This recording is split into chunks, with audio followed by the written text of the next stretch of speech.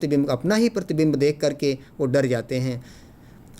कबहूँ कर ताल बजाई के नाचत, माँ तो सबे मन मोद भरे। कभी अपना तालियां बजाते हैं बच्चे और माँ प्रसन्न होकर के गोद में ले लेती है। कबहूँ रिसियाई कहें, और कभी गुस्से में आकर कर पुण्य ले तो सोई जही लागर। हट कर लिया कि चंद्रमा चाहिए, चांदी चाहिए, फिर तो वो नहीं मान सकते। अवधेश के बालक चार सदा, तुलसी मन मंद। आप देखिए राम के छोटेपन की जो बात, उम्र में बचपन की बात है, जो बाल राम की बात है, वो कितने सुंदर ढंग से रखी है। ये राम और श्याम का अंतर है या वाकई में तुलसी के आराध्य राम की अपनी ही अनुभूति है। एक दूसरे पद, जो दूसरा पद है, उसके अब अर्थघटन हम बड़े सरल ढंग से करेंगे। बरदंत की पंगति कुंद कली, अधराधर पल्लव खोलोन की चपला चमके। देखिए बिजली की चमक रात्रि में हो और नीले आसमान में किस तरह चमकती है। श्री रामचंद्र जी के जो दांत हैं वो बिल्कुल मोतियों दाड़म जैसे बहुत ही चमक रहे हैं। घुंघरारी लटें लटकें मुख ऊपर, कुंडल लोल कपोलन की, और न्यौछावर प्राण करे तुलसी, बल जाऊँ लला इन बोलन की। बच्चे के रूप में, बालपन के रूप में जब राम को देखते हैं तो जिस तरह से सूरदास ने अपने पदों में श्री कृष्ण के बाल रूप का सुंदर वर्णन किया है, और इसमें वो सिद्धहस्त हैं। मेरा तुलना करके तुलसी को बड़ा दिखाना कतई नहीं प्रयास है। मैं फिर से कहना चाहूँगा कि ये राम और श्याम का अंतर नहीं है, बहुत कुछ है। सूर वात्सल्य और श्रृंगार का कोना झाँक आए हैं, हर कोने में वो सफल रहे हैं। लेकिन जो तुलसी का जो बाल वर्णन है, राम के बाल रूप की बात करते हैं, उस पर परछाई हम भले देख सकें। और परछाई की जब बात करते हैं तो हमें यह बात भी ध्यान रखनी चाहिए कि श्रीमद् भागवत के 10वां स्कंद पूर्वार्ध और 9वां स्कंद 12वां स्कंद की कई घटनाओं को लेकर के सूरदास अपनी बात कहते हैं। यहाँ एक बात और भी मैं जोड़ देना चाहूँ कि कृष्ण भक्त कवियों ने अपने आराध्य का वर्णन करने में काफ़ी छूट ली है। ऐसी छूट मर्यादावादी तुलसी नहीं ले पाए हैं। इसलिए ऐसा लगता है कि यह राम और श्याम का अंतर है। हो सकता है कि यह बात अपनी जगह फिट ना बैठे, लेकिन इस पर चर्चा अवश्य होनी चाहिए, क्योंकि कृष्ण को लेकर के और तुलसी को, उनके जो भक्त हैं उनको लेकर के काफ़ी कुछ लिखा गया।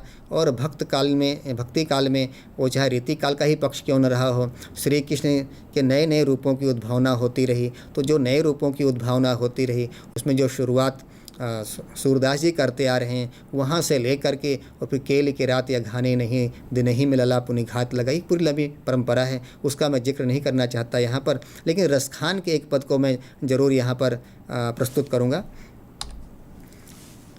धूल भरे अति शोभित श्याम, धूल भरे अति शोभित श्याम, जो तैसी बनी सिर सुंदर चोटी, खेलत खात फिरे अंगना पग, पैंजनी बाजती पीरी का छोटी। वा छवि को रस खाने बिलोकत, वारत काम कला निज कोटी, काग के भाग बड़े सजनी, हरि हाथ सो ले गयो माखन रोटी। आप देख सकते हैं कि रसखान मुसलमान कवि होते हुए और श्री कृष्ण के प्रति कितने आराध्य भाव से लिखते हैं। कई पदों में उनके जो आते हैं, सवैया में आते हैं, मानुष हों तो वही रस खान, बसो ब्रज गोकुल गाँव के ग्वारन, जो पशु हों तो कहा बसो मेरो चरो नित नंद के धेनु मजारन। जो अगर मैं मनुष्य हूँ तो ठीक है, श्री कृष्ण के दर्शन हो। अगर मैं मनुष्य नहीं हूँ तो भी मुझे उनका सत्संग प्राप्त हो।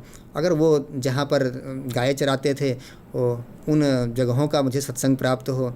मानुष हों तो वही रस खान, बसों ब्रज गोकुल गाँव के ग्वारन। गांव की गलियों में जा कर के बसो जहाँ पर कभी श्री कृष्ण ने जन्म लिया था। और जो पाहन हो, पत्थर हो, तो इसमें कोई मेरी बस की बात नहीं है। लेकिन उस शिला पर जाकर जहाँ पर कभी उन्होंने बैठ कर के बंसी बजाई थी, जहाँ पर गोपियों के वस्त्र हरण किए थे, अगर मैं पशु पक्षी की योनि में जाता हूँ तो बिल्कुल यमुना की नदी के किनारे जो पेड़ पौधे हैं वो उन पर जाऊँ, जिससे कि कभी जहाँ पर श्री कृष्ण ने सुंदर मुरली की धुन सुनाई थी। तो यह बात हम देख सकते हैं कि श्री कृष्ण के जो भक्त रहे हैं या भक्त कवि जो श्री कृष्ण के रहे हैं, उन लोगों ने एक नई नई उद्भावना को जन्म दिया। और इस तरह हम कह सकते हैं कि तुलसीदास भी जब राम की बाल रूप में प्रस्तुति करते हैं तो वो उनका अपना ही होगा।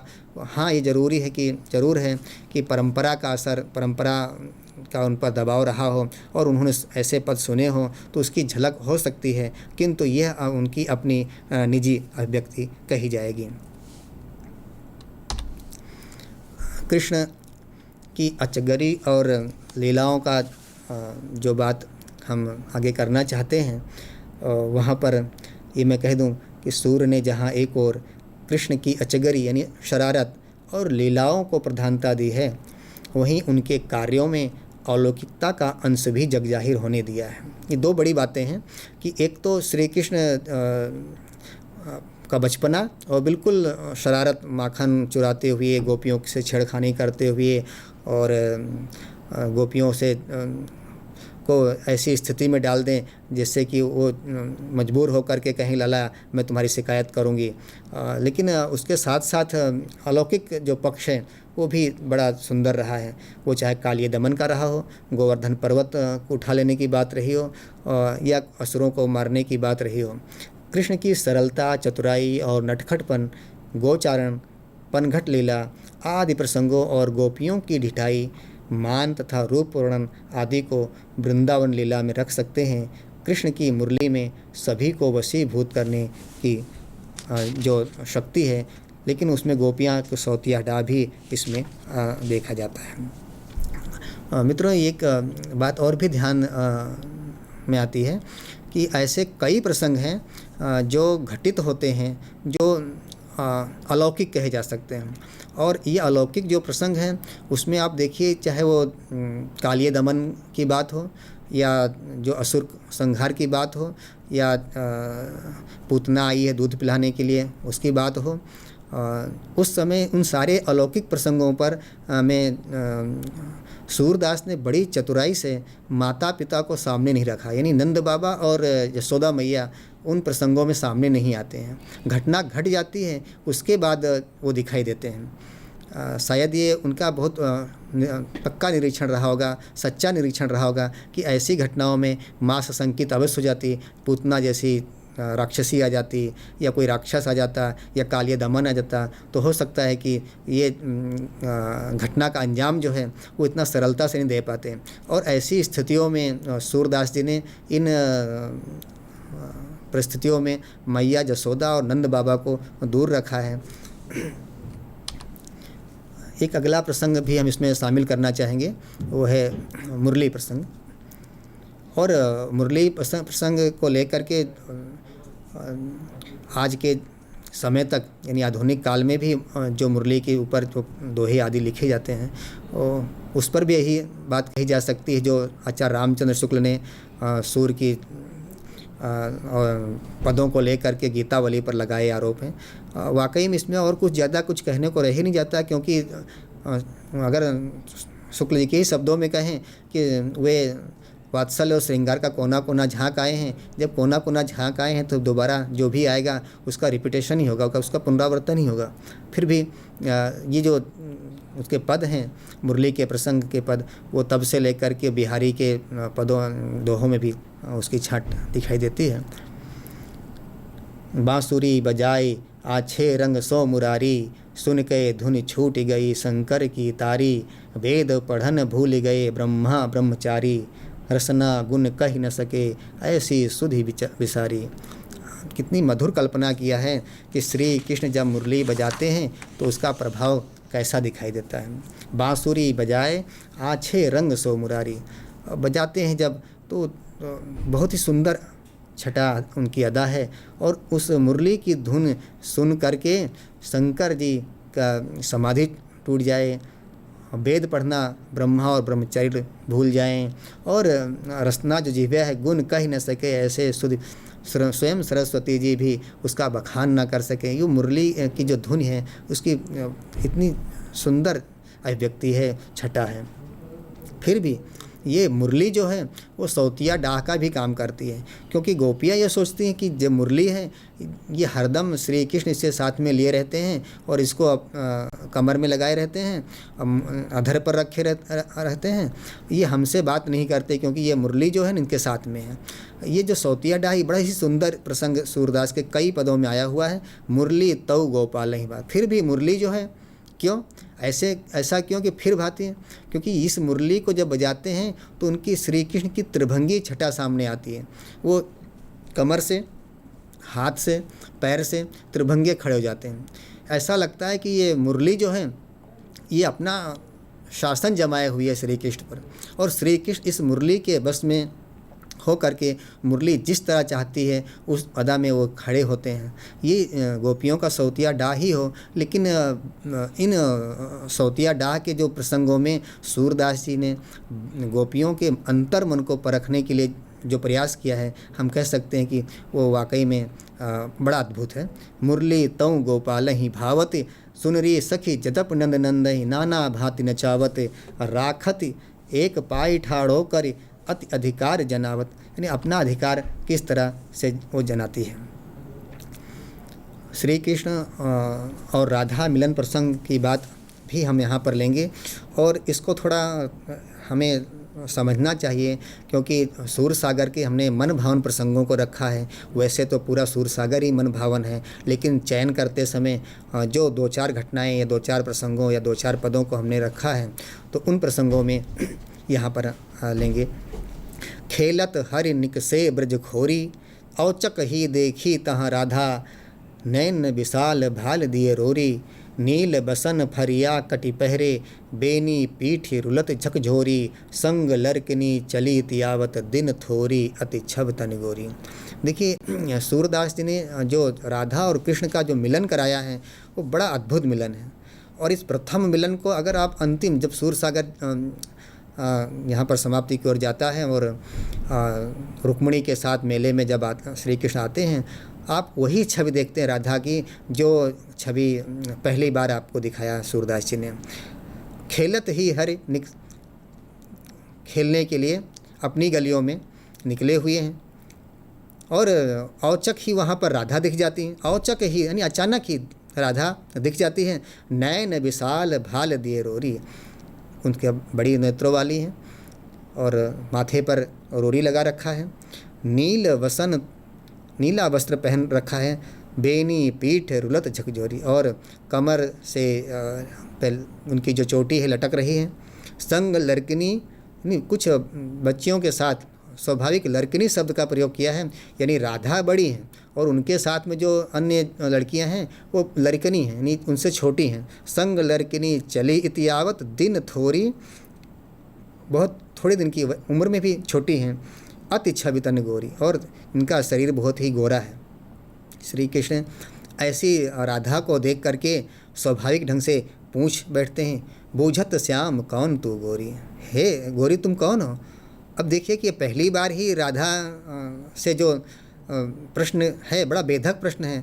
लगता है कि सारा रिकॉर्ड, सारा पड़ताल करने का अधिकार श्री कृष्ण को ही रहा हो कि ब्रज की गलियों में कोई आता है तो बिना उनकी प्रवेश, बिना उनकी इजाज़त के नहीं। और सारी गोपियाँ, सारी बच्चियाँ, सारी लड़कियाँ जैसे उनका लेखा जोखा श्री कृष्ण के पास हो, ये सूरदास ने इन पदों में व्यक्त कर दिया है। बूझत श्याम कौन तू गोरी, कहाँ रहत काकी है बेटी, देखी नहीं कहूँ ब्रज खोरी। मैंने तुम्हें तो ब्रज की गलियों में कभी नहीं देखा।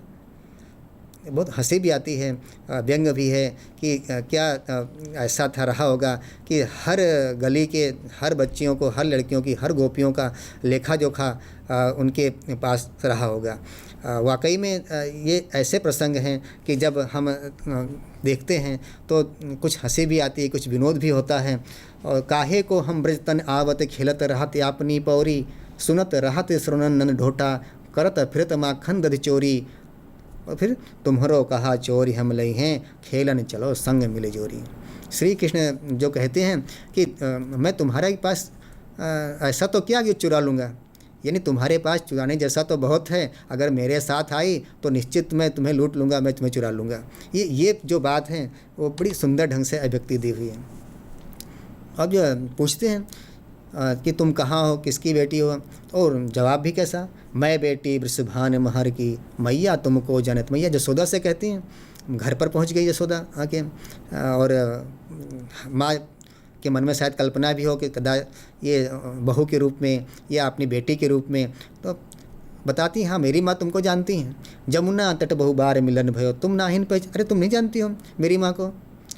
अब देखिए यहाँ हंसी मजाक, उत्तर भारत में जो समधिन के संदर्भ में मजाक करने का रिवाज आज भी है, और वही सूरदास जी ने कहा है, ऐसो कही वाकों में जानत वह तो बड़ी छिनार। देखिए सूरदास ने बड़े ही चलते शब्दों में छिनार शब्द का, और बहुत ही एक तरह से कहें कि एक भदेश शब्द है, लेकिन ये समधिन को कहने का अधिकार है, इसलिए समधिन को कहते रहते हैं, समधी को कहते रहते हैं, समधी को कहते हैं। तो महर बड़ो लंगर सब दिन को हंसत देत मुखगार, अरे वो तो बड़ा लंगर है।